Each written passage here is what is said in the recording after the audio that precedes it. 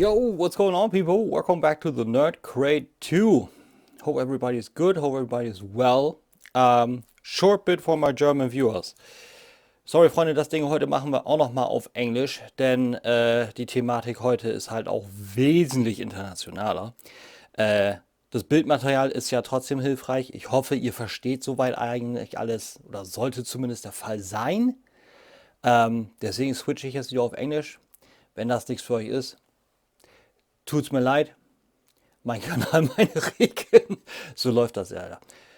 Zurück zu Englisch. So, today, we're finally here. I finally finished him. Today we are making things a little bit different. We are doing a slideshow and I'm going to do a review of my Marvel Legends G1 DEATH'S HEAD.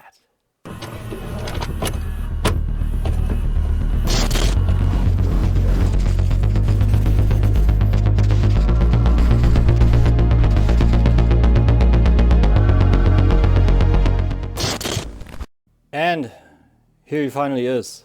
It's a bit surreal. I believe that's been, I don't know, what, 3 months? I believe 3 months, right? So, what I want to try today, of course, always considering that the autofocus is playing alongside our needs, is that I show the figure on the left, also accessories, and what I did to him, and talk a little about the history of this guy, how I made it, mostly chronological. Some details might jump left or right, but that's neither here nor there. And I show the pictures that I previously showed also on my Instagram on the right. So to start off, you see he's coming with a little bit more now. What does he come with now? First, of course, I repainted his little shield with the red on the inside, kept the scratches and put on the orange bits, and also a new clamp. It's not looking overly clean, I know that, but the thing is, we are looking at this. And with this, I'm actually pretty fine. So, overall sculpt, I've kept the same. I just wanted to see and look if I can actually repaint it. And I think it turned out pretty well. For the orange bits, that matched this thing so well because I used a orange Molotov acrylic pencil, which is interesting. And the rest I mixed a little bit of red and some metallic, so that worked rather well. And on the back I used some Mechanical Engineering 101. I used these bits and some well, German it's called essentially knee sheets, which are there to strengthen the mold. I don't know the exact term in English. I'm gonna look that up and I put it up, and then I put some foam rubber in here for some better clamping power. So now he's actually kind of aligned star-wise, so that means that we can actually put in all his other accessories. I believe those are that one in here. I haven't done this in a while. Yeah, I believe so. Then we got his little, so he says Morningstar. No, that was actually wrong. I need to see how this actually gets in there. I believe this way. Yeah, that's right. And then I believe this one in here. There we go. Got it. So we got his little star arrangement of weapons here, which also means I got this cannon done for him. Given it's a little crooked, but it works overall. And I think I did quite well on the sculpt. I used some styrene piping, styrene sheets, some twisty ties for the small bits, some wood, and I think it worked rather well. And also I can take out the weapon, put this guy in, and it's a good fit. And that's pretty much everything that needs to work. And when I put this piece in here.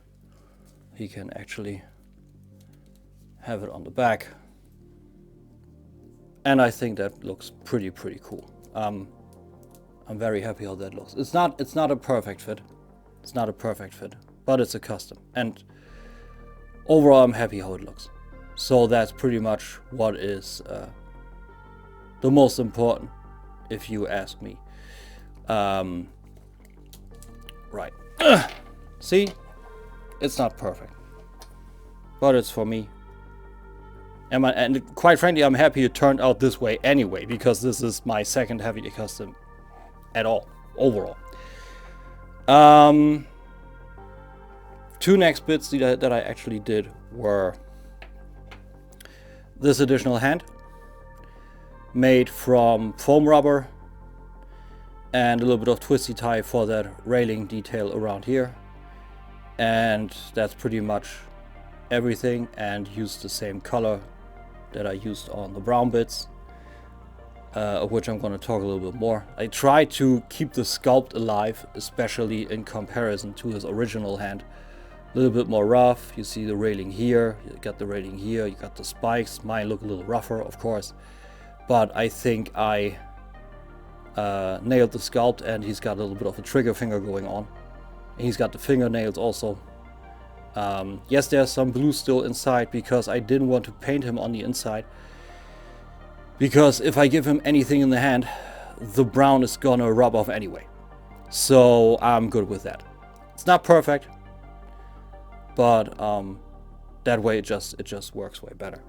And the second thing, the next thing I also built is this hand right here, which is another posing hand.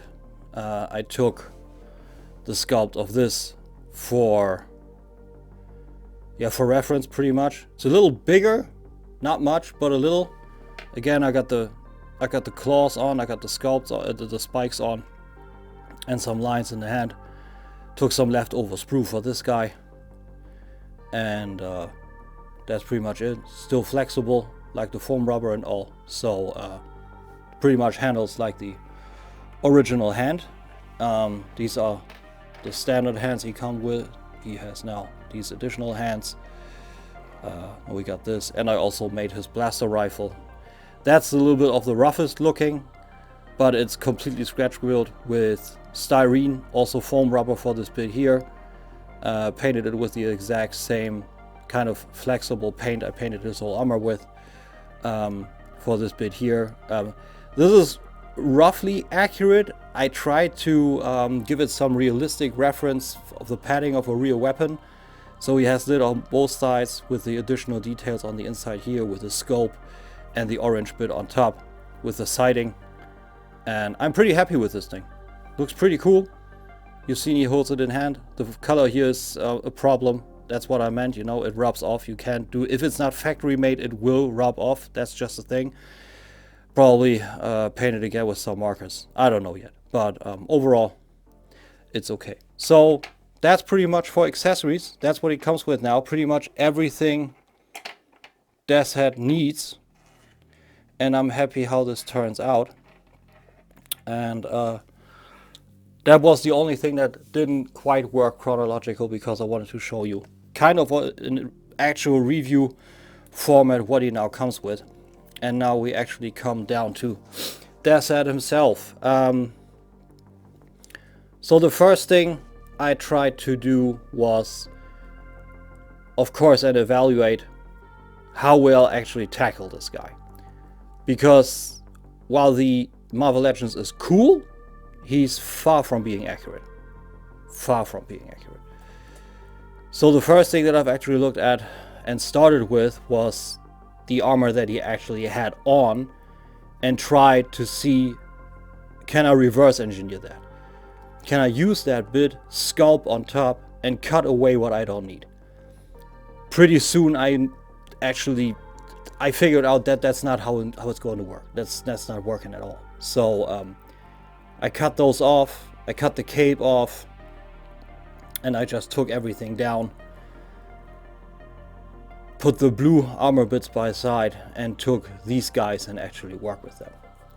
So I laid this to the side, also this to the side.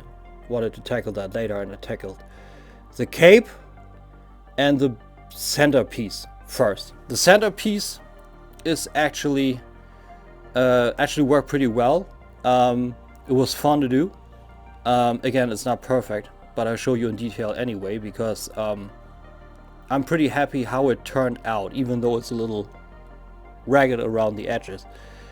But I feel on the figure like this, a freelance peacekeeping agent, meaning he needs to take care of himself, right? There's no company behind him. I'm not saying I could have worked cleaner. I actually couldn't have worked cleaner, because this was rough to do. And there are bits and pieces of this where I'm actually not happy with this guy. But overall, I'm happy how he turned out. But I feel, like I said, for this sheer sense of him being a freelance peacekeeping agent, you can kind of, you know, lie it pretty for you, so to speak. So I took this skirt area, these bits in here without the railing around it are actually the original piece repainted. These cuts in here are also original. I just put some black liner in there. That's a part of the cape.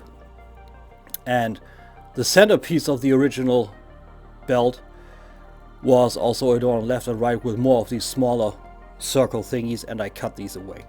And I only used this thing right here, so to put it in the center, grind it off.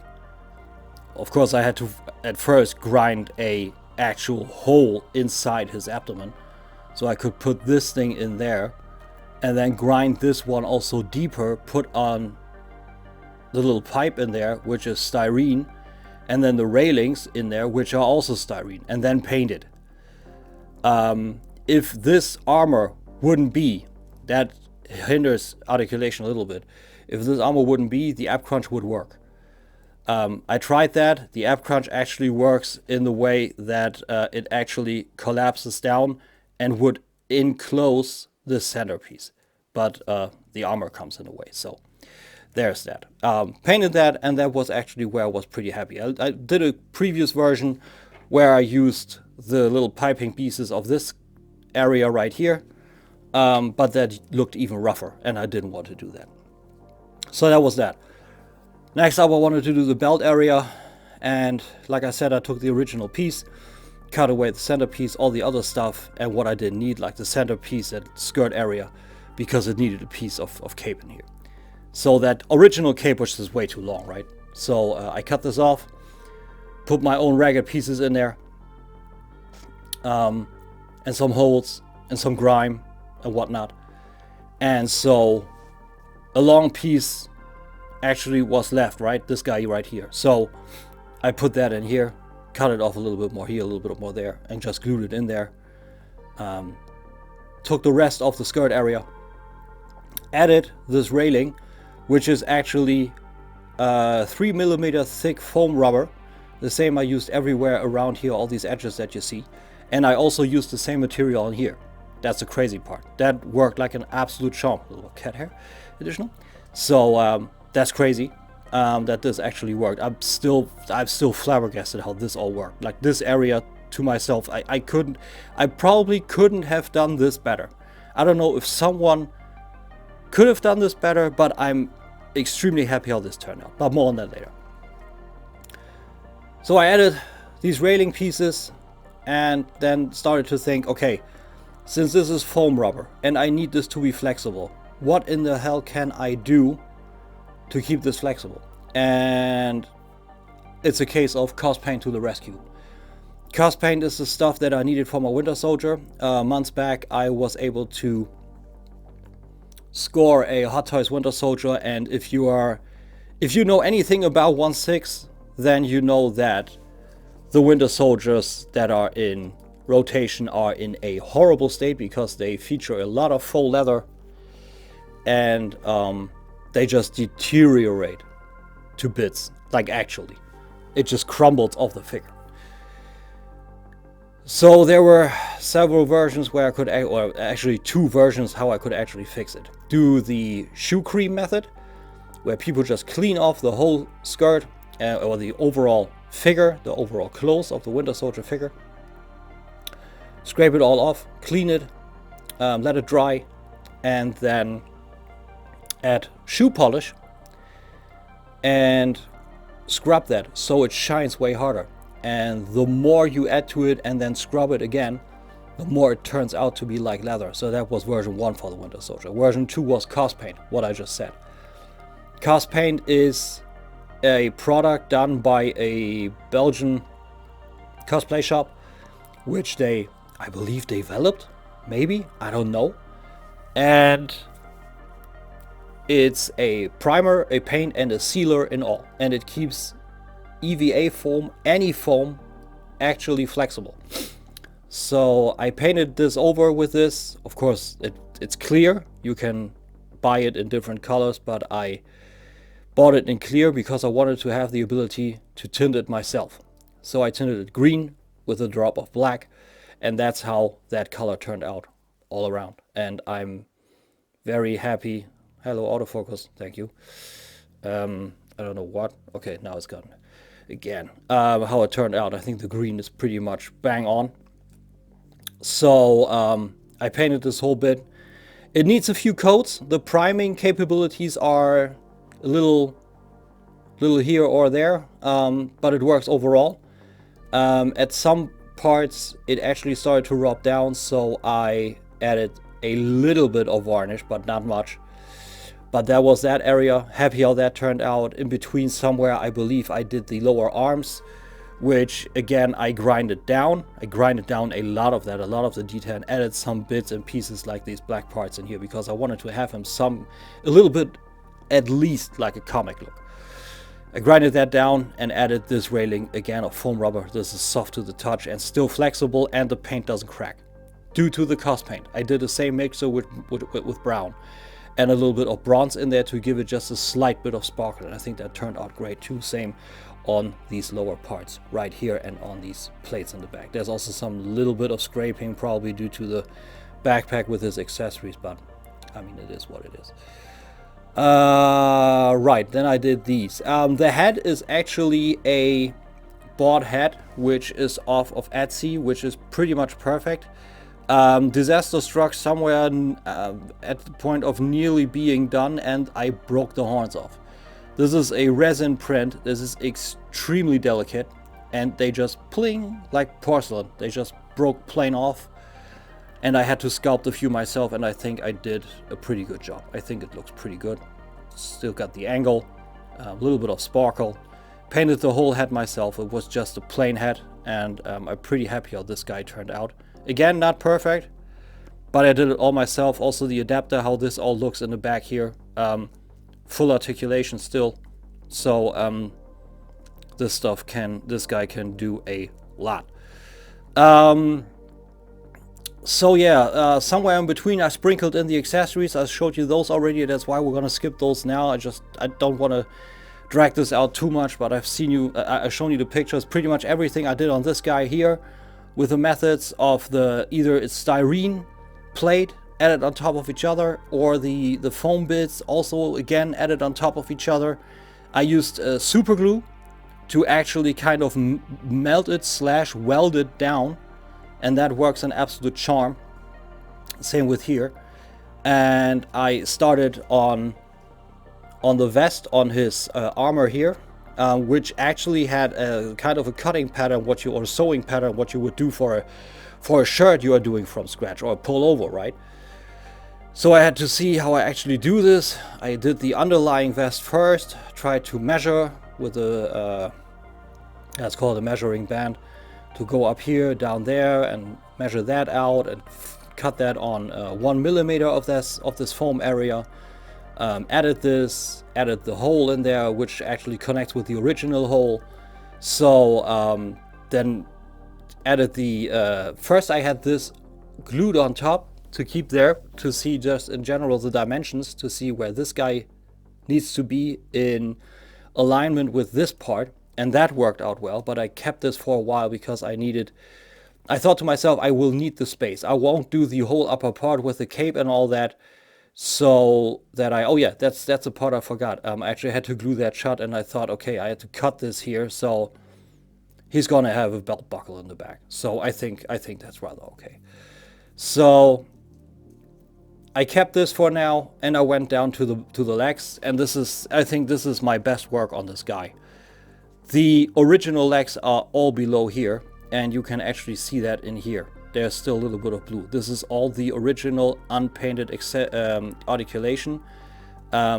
This works, the rocker works inside, outside, and the rotation of the leg also still works.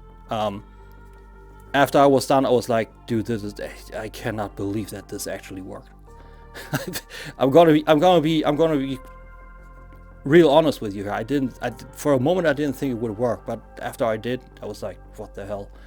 Did the same thing on all this here. I painted, I tried to see if you can actually make it out. Something of the undersculpt should still come through. Man, I closed that off pretty well. Sorry about that.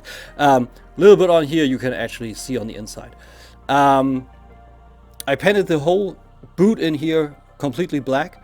Grinded off a flat surface in here to have something to lay this part on. I needed another piece of strengthening plate a little bit to keep this all sturdy. It's still soft to the touch, right? But it's sturdy enough that you can take it and articulate the knee and bend it straight again. It's a little tacky. That's the downside of the cusp paint stuff, but it works overall.